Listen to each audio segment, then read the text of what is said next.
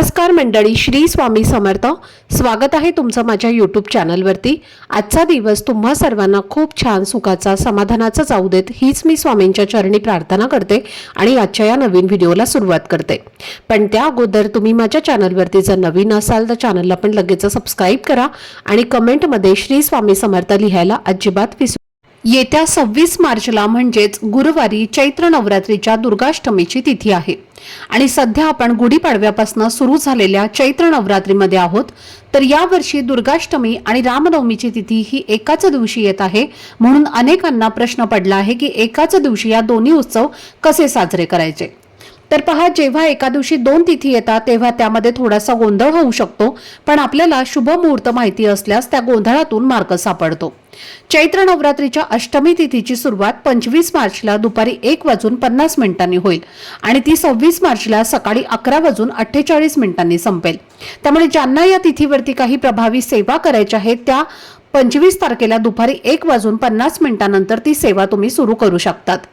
खरं तर आपण तिथी साजरी करताना उदय तिथीला महत्त्व देतो आणि त्यामध्ये अष्टमीची तिथी 26 मार्चला संपताच नवमी तिथी सुरू होते.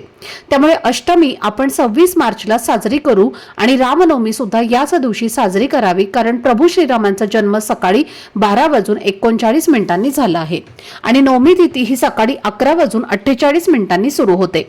या दिवशी तुम्हाला एक अतिशय प्रभावी असा मी उपाय सांगणार आहे, जो 11 लवंगाचा आहे आणि हा उपाय तुम्ही 26 मार्च म्हणजे रामनवमीच्या दिवशी सकाळी 12 वाजण्याच्या आधी करायचा आहे किंवा 25 तारखेला दुपारी 2 वाजल्यानंतर सुद्धा तुम्ही हा उपाय करू शकता. जसं शारदीय नवरात्रीमध्ये दुर्गाष्टमीला खूप महत्त्व दिलं जातं, तसेच चैत्र नवरात्रीमध्ये देखील हा दिवस अत्यंत शुभ आणि महत्त्वाचा मानला जातो, कारण दुर्गाष्टमी हा नवरात्रीचा प्राण असतो. दुर्गाष्टमी ही तिथी आपल्या कुलदेवीच्या सेवेसाठी, तिचा मान सन्मान करण्यासाठी आणि आपल्या कुलाचाराला योग्य पद्धतीने साजरं करण्यासाठी अत्यंत महत्त्वाची मानली जाते. जे भक्त 9 दिवस दुर्गा देवीची किंवा कुलदेवीची पूजा करतात, उपवास करतात, त्यांचं सर्व संकट, अडचणी आणि अडथळे दूर होतात आणि माता देवीच्या कृपेने घरात नेहमीच अन्न, संपत्ती आणि सुखशांती राहते. नवरात्रीच्या या दुर्गाष्टमीला खूप महत्त्व दिलं जातं आणि या दिवशी केल्या जाणाऱ्या काही प्रभावी उपायांमुळे आपल्या जीवनामध्ये अखंड शुभता राहते. आज मी तुम्हाला 11 लवंगांचा एक खास असा प्रभावी उपाय सांगणार आहे, जो फक्त केला तरीही चालतो, पण हा केल्याने कुलदेवीची अखंड कृपा आपल्या घरावर सदैव राहते, कुटुंबाची प्रगती थांबत नाही आणि मनातील कितीही कठीण इच्छा असली तरी ती पूर्ण होते आणि घरात अखंड लक्ष्मी नांदते. तर हा उपाय कसा करायचा, कोणत्या वेळेत करायचा, याची संपूर्ण माहिती आजच्या व्हिडिओमध्ये मी तुमच्यासोबत शेअर करणार आहे. त्यामुळे व्हिडिओ हा स्किप न करता शेवटपर्यंत नक्की पहा, जेणेकरून तुमच्यापर्यंत योग्य ती माहिती पोहोचेल. आणि तुम्ही माझ्या चॅनलवरती जर नवीन असाल तर चॅनलला पण लगेच सबस्क्राईब करा आणि बेल आयकॉनला सुद्धा प्रेस करा, म्हणजे मी जेव्हा कधीही नवीन व्हिडिओज अपलोड करेन त्याचं नोटिफिकेशन सर्वात आधी तुम्हाला मिळेल आणि तुमचा एकही व्हिडिओ हा मिस होणार नाही. तसेच हाय बटनवर सुद्धा क्लिक करा. तर पहा, नवरात्रीच्या 9 दिवसात आपण आई भगवतीची पूजा करण्यासोबतच आपल्या कुलदेवीची देखील पूजा करतो आणि आपल्या कुलदेवीचा आशीर्वाद आपल्या कुटुंबावर असणं खूप महत्त्वाचं मानलं जातं, कारण कुलदेवी आपल्या घरात सूक्ष्म स्वरूपात वास करते आणि तिचा आशीर्वाद सदैव आपल्या कुटुंबाला सुख, शांती आणि समृद्धी देतो. त्यामुळे नवरात्रीत जेव्हा शक्य असेल तेव्हा आपण आपल्या कुलदेवीची ओटी किंवा पूजा नक्कीच करतो, पण दुर्गाष्टमीच्या दिवशी ही ओटी भरल्यास ती अत्यंत शुभ मानली जाते. त्यामुळे जर तुम्ही अजूनही आपल्या कुलदेवीची ओटी भरली नसेल तर नक्कीच गुरुवारी म्हणजे दुर्गाष्टमीच्या दिवशी तुम्ही ती ओटी भरू शकता आणि जर गुरुवारी शक्य नसेल तर तुम्ही शुक्रवारी सुद्धा ही ओटी भरू शकता. जिथे तुमच्या कुलदेवीचं मूळ स्थान आहे तिथे ओटी तुम्हाला भरता येईल आणि तुमच्या घरी जिथे कुलदेवीची मूर्ती, फोटो किंवा घटस्थापना केली असेल किंवा टाक असेल तर त्या ठिकाणी सुद्धा ही ओटी भरली जाऊ शकते आणि त्याच ठिकाणी तुम्ही जे उपाय मी तुम्हाला सांगणार आहे तर तो सुद्धा तुम्ही करू शकता. हा उपाय तुम्ही 25 मार्चला दुपारी 2 वाजल्यानंतर किंवा 25 तारखेला सकाळी 12 वाजण्याच्या आधीही करू शकता, पण दुर्गाष्टमीच्या दिवशी हा उपाय केल्यास त्याचा प्रभाव अत्यंत शुभ मानला जातो. ज्या घरामध्ये हा उपाय केला जातो त्या घरात अखंड लक्ष्मी वास करते आणि नवरात्रीच्या दुर्गाष्टमीला विशेष महत्त्व दिलं जातं. कारण हा दिवस धन, सुख, समृद्धी आणि कुटुंबाची प्रगती यासाठी खूप शुभ मानला जातो। या दिवशी कुलदेवी पृथ्वीवर उपस्थित असते आणि जर आपण या दिवशी आपल्या घरात योग्य उपाय, सेवा किंवा उपासना केली तर ती आपल्यावरती प्रसन्न होते आणि तिचा आशीर्वाद सदैव घरात राहतो। लवंग हा अत्यंत पवित्र आणि शुभ मानला जातो, त्यामुळे लवंगाने घरातील नकारात्मक ऊर्जा दूर होते आणि घरात सकारात्मक ऊर्जा वाढते।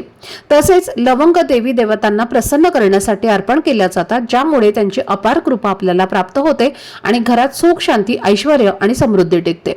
जर तुमच्या घरात सतत पैशांच्या आर्थिक अडचणी येत असतील, आलेला पैसा टिकत नसेल, उद्योग व्यवसाय व्यवस्थित चालत नसेल, कुटुंबात मतभेद, भांडणं किंवा आजारपण असेल किंवा घरात कोणतेही शुभ कार्य सुरळीतपणे पार पडत नसेल, तर तुम्ही नक्कीच गुरुवारी दुर्गाष्टमीला हा उपाय करा।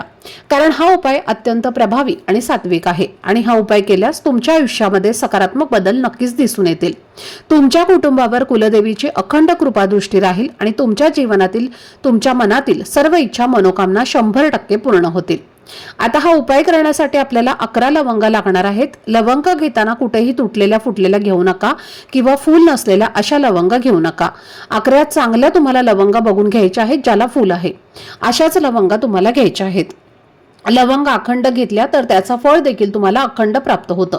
तुटलेल्या, फुटलेल्या लवंगा घेतल्या तर त्याचं अखंड फळ जे आहे तर ते मिळत नाही। म्हणून अखंड 11 लवंगा घ्यायच्या आहेत आणि त्यानंतर सर्वप्रथम आपल्या देवघरामध्ये आपल्याला एक दिवा लावून घ्यायचा आहे। धूपदीप अगरबत्ती लावून घरातील वातावरण हे प्रसन्न करायचं आहे आणि त्यानंतर आपल्याला आपल्या उजव्या हातामध्ये एक लवंग घ्यायचे आहे। लवंग घेतल्यानंतर तुम्हाला एक वेळेला महालक्ष्मी अष्टकमचं पठण करायचं आहे आणि ही लवंग आपल्या कुलदेवीच्या चरणी अर्पण करायची आहे। लवंग अर्पण करताना लवंगाचा जो देठ असतो तर तो आपल्याकडे येईल, अशा पद्धतीने लवंगाचं फूल हे पुढच्या साईडनं आपल्या कुलदेवीकडे येईल, अशा पद्धतीने तुम्हाला पहिली लवंग अर्पण करायची आहे। त्यानंतर दुसरी लवंग हातामध्ये घ्यायची आहे, पुन्हा एकदा महालक्ष्मी अष्टकम म्हणायचं आहे आणि दुसरी लवंग ही कुलदेवीला अर्पण करायची आहे। तर याच पद्धतीने तुम्हाला 11 लवंगा 11 वेळेला आपल्या हातामध्ये घेऊन 11 वेळेला महालक्ष्मी अष्टकमचं पठण करायचं आहे आणि या 11 लवंगा आपल्याला कुलदेवीला अर्पण करायच्या आहेत।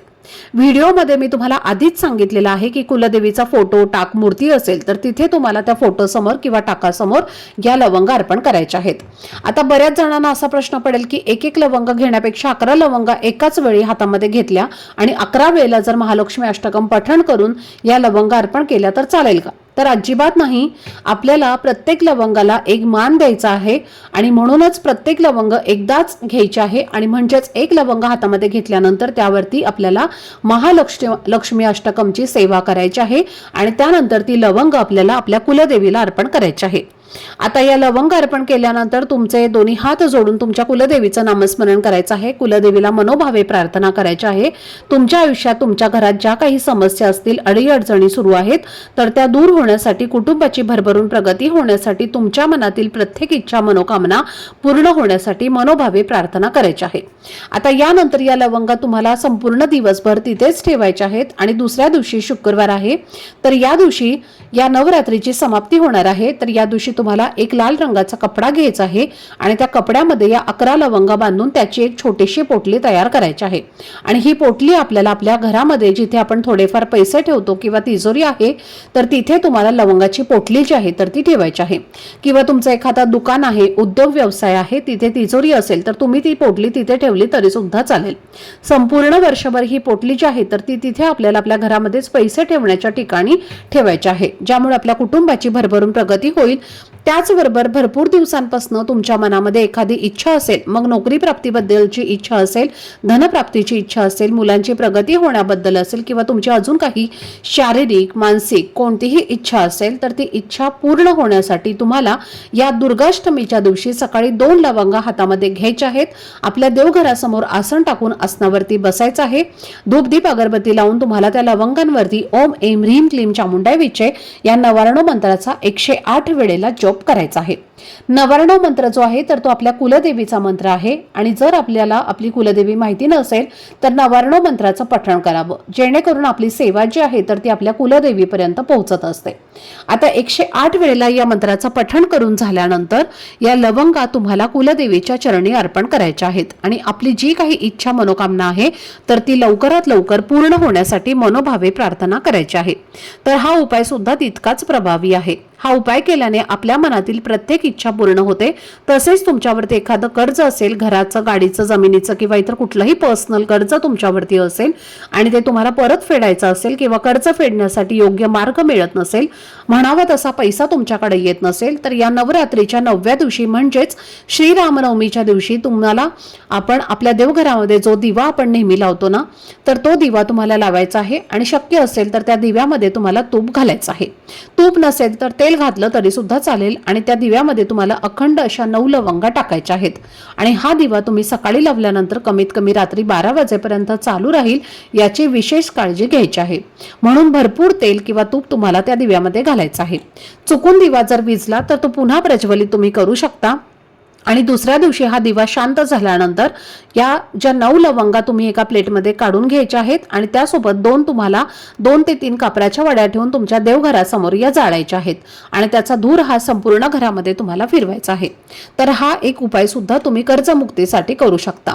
त्याचबरोबर तुम्ही तुमच्या घराचं मुख्य प्रवेशद्वाराच्या बाहेर 64 योगिनीचं यंत्र जर तुम्ही लावलं असेल तर ते आवर्जून या दिवशी काढायचं आहे, स्वच्छ साफ करून घ्यायचं आहे, उजव्या हातामध्ये घ्यायचं आहे आणि 11 माळी श्री स्वामी समर्थ मंत्राचा जप करायचा आहे.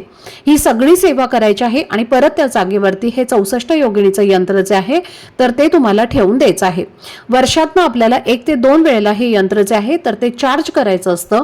म्हणजे बघा, ज्या प्रकारे आपण आपला मोबाईल असतो तो सुद्धा आपण दररोज चार्जिंग करत असतो, त्याची पॉवर सुद्धा जी आहे तर ती वाढत असते. त्यामुळे अगदी तसंच आपल्याला यंत्रावर सुद्धा आपल्याला सेवा जी आहे तर त्या करायच्या असतात आणि या सेवेने ते यंत्र जे आहे तर ते चार्ज होत असतं.